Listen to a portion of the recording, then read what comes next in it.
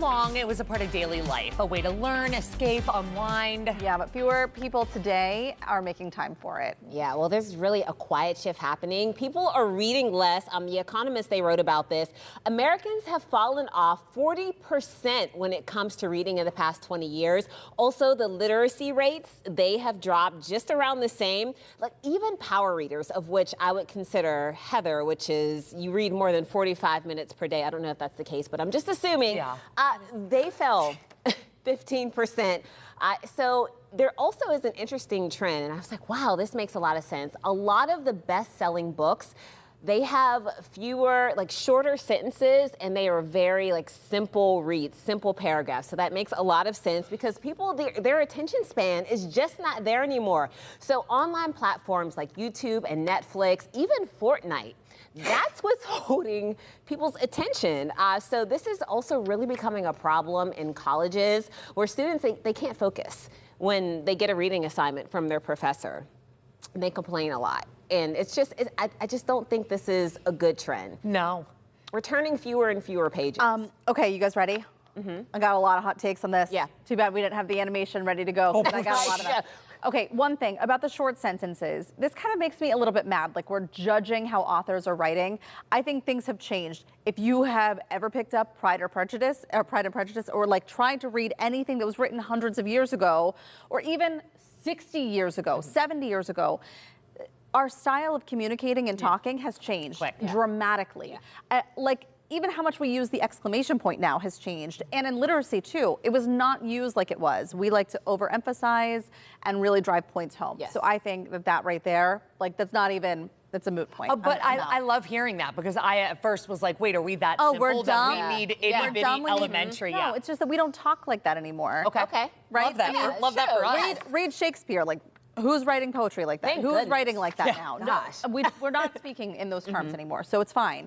And as far as reading, I really do think some of this starts with school because I think that kids are forced to read so much that they don't want to, that they learn to not like it anymore. It becomes a chore, it becomes a task. And so I think with everyone, you start out with this love of reading. I watched this with Lila. You start out with this love of reading, you find what she loved graphic novels, and then all of a sudden we get into this age where they have to start doing book reports. And now you're being forced to read something that you didn't really like, but you have to finish it, and now you have to write a report about it. And that continues well into college, and then you start to pick up some books that you actually want to read. Yeah. But if you're not into it, then I think you just let it go completely. Yeah.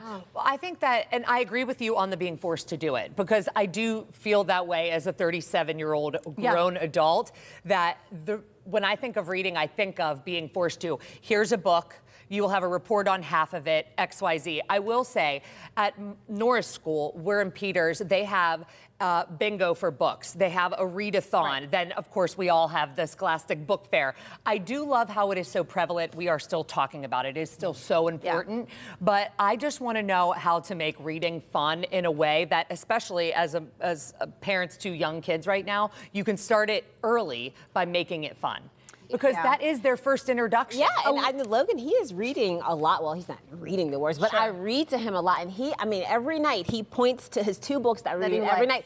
And he loves them. And honestly, I am a reader. I just have fallen off for years now. And I have a bookshelf full of books, and it's taken me probably almost a year to get through this book that I'm reading now, Funny Story. But I'm going to make it. That is a funny story. I'm enjoying it. Yes, it is. And I do think we have to shift into reading should be enjoyable. It is not a task. It is not a chore. And I don't know when this data was collected. I don't know what the demographics were that they interviewed. But I'm looking at Annie right here, who's working in our studio.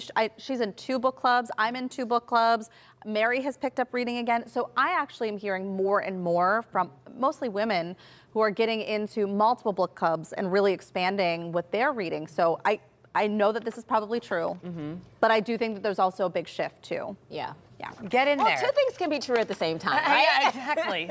I need to read. Yeah, all right. Well, fewer people may be picking up books these days, but this fall's lineup might just change that. Reignite your love for reading with a unique love story, a tearjerker, and a chance at redemption. Ahead, the must-read titles hitting shelves this fall. And we're heading out to West Mifflin. Boaz has been trying to claw his way to a prize. Have you won anything yet, babe?